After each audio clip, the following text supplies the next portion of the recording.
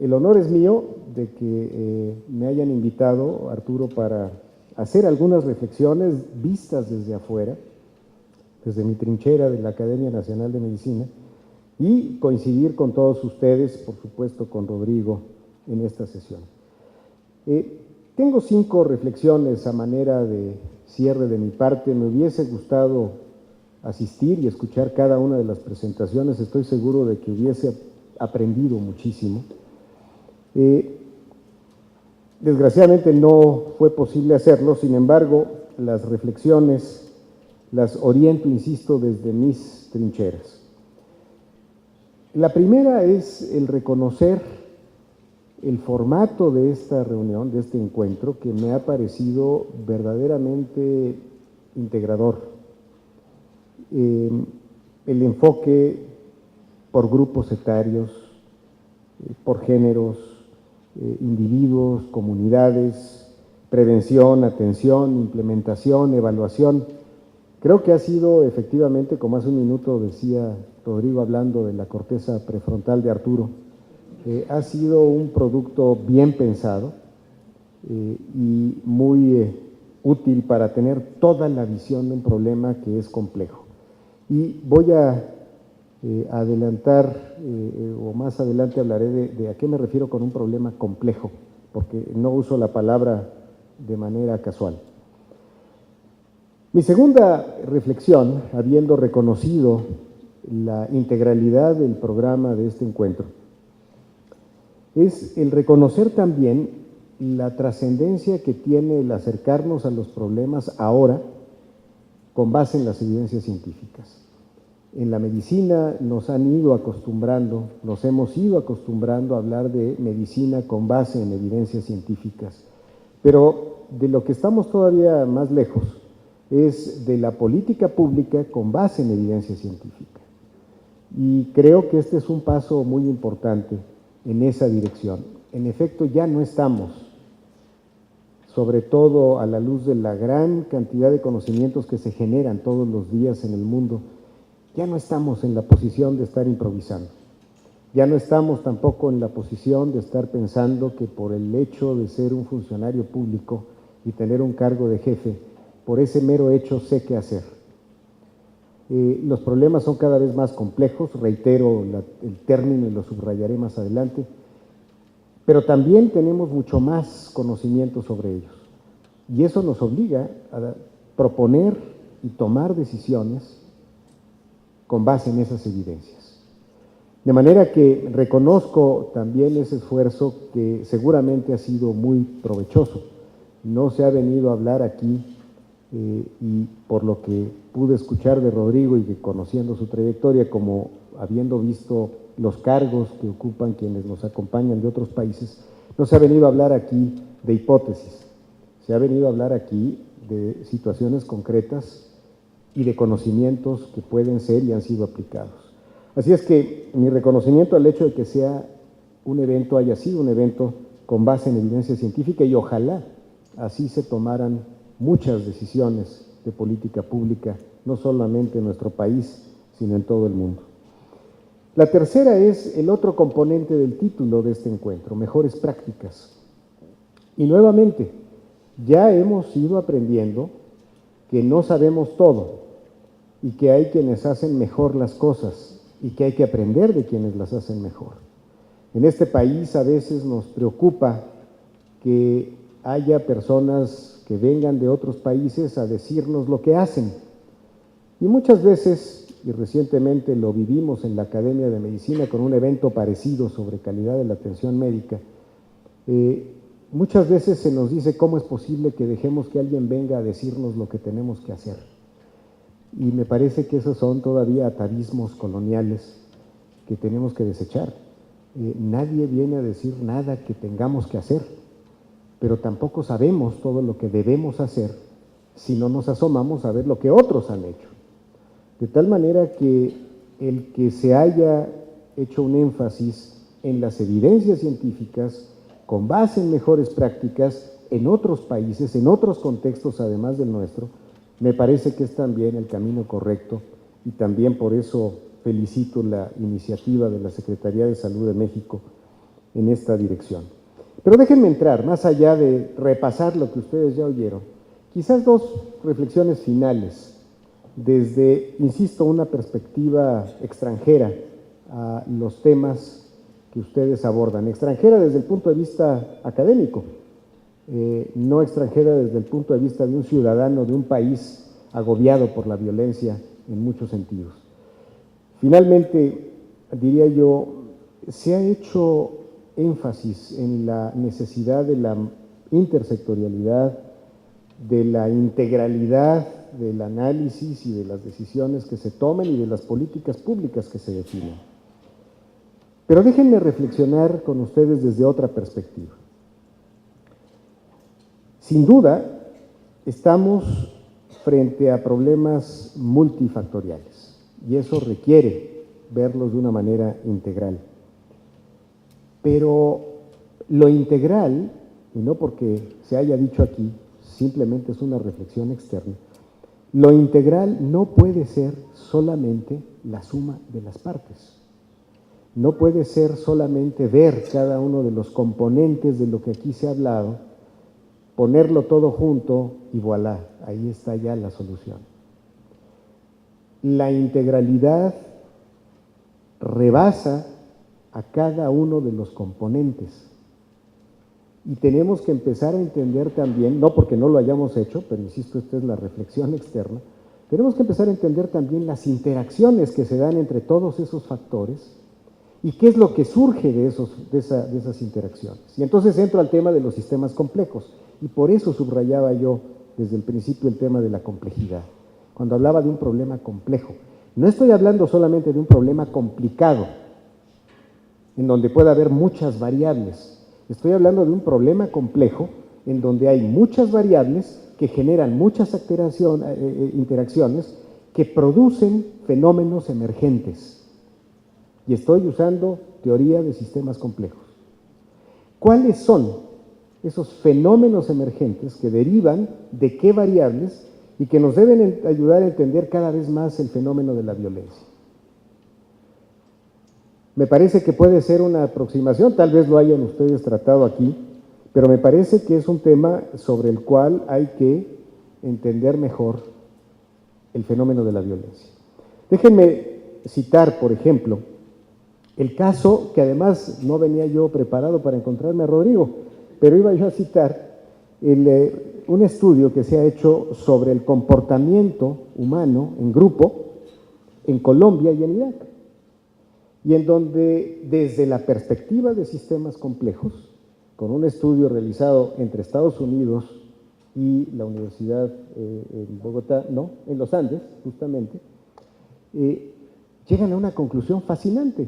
El problema de la guerra de Irak y de la guerra en Colombia es, a fin de cuentas, un problema que se explica por la conformación de redes de personas humanas y no por los contextos en los que están.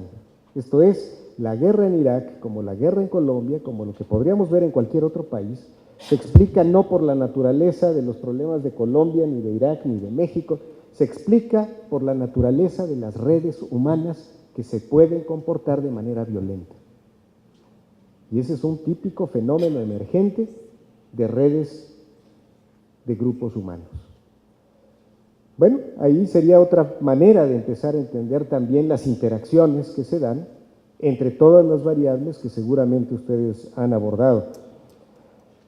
Se empiezan a observar entonces patrones, incluso fractales, del comportamiento humano cuando surge la violencia. Lo dejo ahí a manera de reflexión, que es lo que me tocaba hacer en este momento.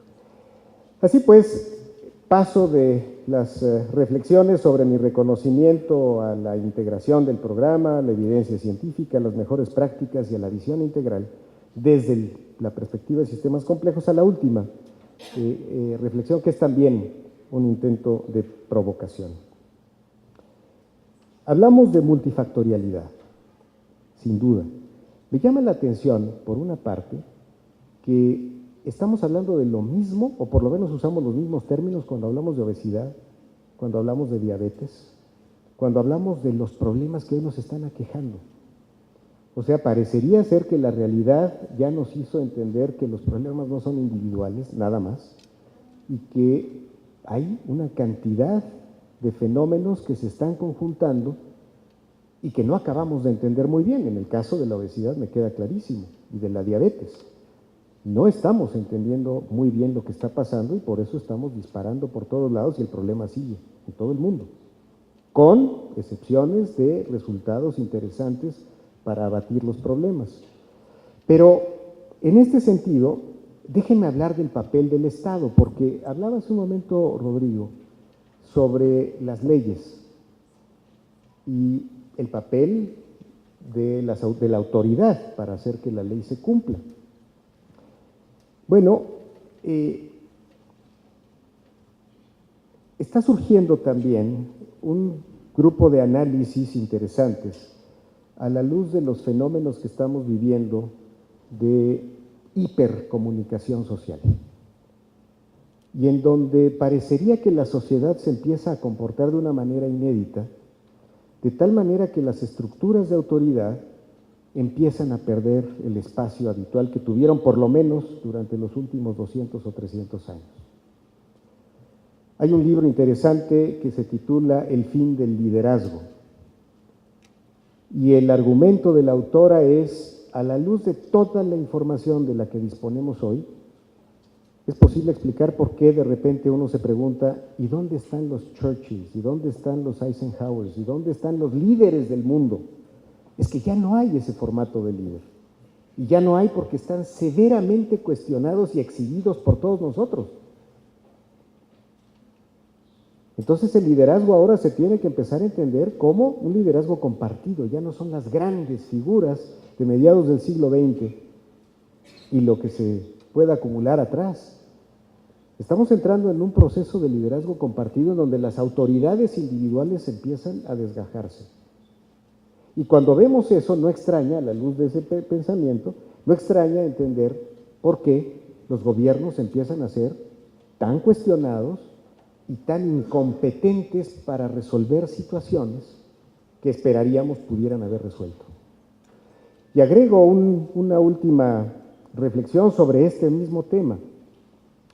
Daniel Innerarity, filósofo español de la Universidad del País Vasco, en Bilbao, acaba de publicar un libro que se llama Un mundo de todos y de nadie. Y el argumento es, resulta que tenemos problemas comunes y todos decimos que todos tenemos que hacer algo y finalmente nadie hace nada, nadie, o sea, nadie. Y déjenme citar un par de frases textuales que concluirían mi reflexión sobre el entender el problema de la violencia en un contexto más amplio que nos haría entender por qué a veces se nos dificulta que se cumplan las leyes o que empecemos a ver la anarquía que estamos viendo, por lo menos en este país. Dice, ¿cómo pensar y gobernar un mundo constituido por amenazas comunes y soberanías desbordadas? ¿Cómo pensar y gobernar un mundo constituido por amenazas comunes, violencia es una de ellas, y soberanías desbordadas? Y después dice, se trataría de superar esa integración, hablando de muchos de los temas que ustedes hablaron aquí, del tema de la integración, se trataría de superar esa integración incompleta de un mundo que unifica en los ámbitos tecnológicos y económicos, pero que se muestra especialmente analfabeto en cuanto a su articulación política y jurídica. Un mundo analfabeto en cuanto a su articulación política y jurídica, que es uno de los temas de los que se está hablando aquí.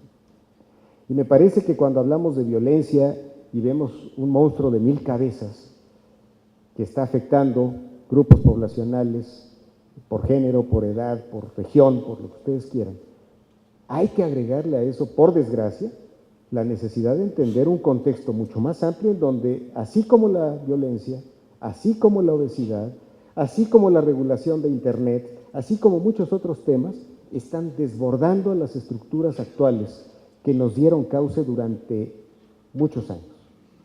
De tal manera que el reto es mayúsculo Yo, después de haber visto el programa, de escuchar la última parte con Rodrigo y de suponer seguramente la riqueza de lo que aquí se dijo, diría que los invitaría a explorar desde el punto de vista de la investigación estas otras facetas que están afectando y seguramente nos vamos a encontrar con sorpresas que por un lado nos ayudan a explicar mejor el problema y que por otro lado seguramente nos van a confundir más, pero tendremos que seguir investigando, entendiendo mejor la situación.